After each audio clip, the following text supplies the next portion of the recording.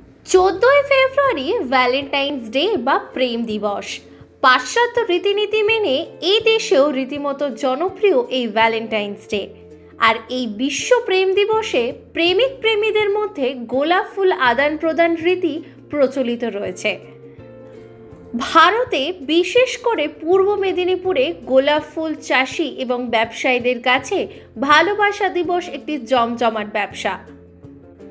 14ই ফেব্রুয়ারি গোলাপের চাহিদা আকাশচুম্বী হয়, যার ফলে কৃষক এবং বিক্রেতাদের দাম এবং লাভ বৃদ্ধি পায়। সাধারণত ইতালীয় এবং মিনি পার্ল গোলাপের দাম 2 থেকে 5 টাকা, কিন্তু ভালোবাসা দিবসের ঠিক আগে তাদের দাম 5 টাকা থেকে 10 টাকা পর্যন্ত বেড়ে যায়।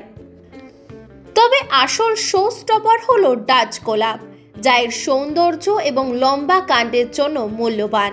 এই গোলাপগুলি বেশিরভাগই বেঙ্গালুরু এবং অন্যান্য রাজ্য থেকে আমদানি করা হয় ও এর বাজার মূল্য চড়া।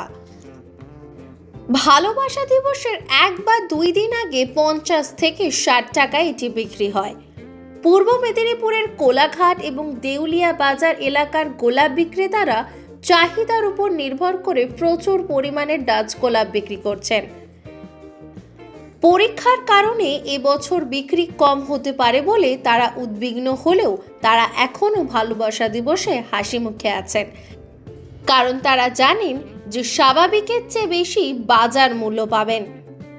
নিজস্ব সংবাদদাতা, সংবাদ শিরোনাম।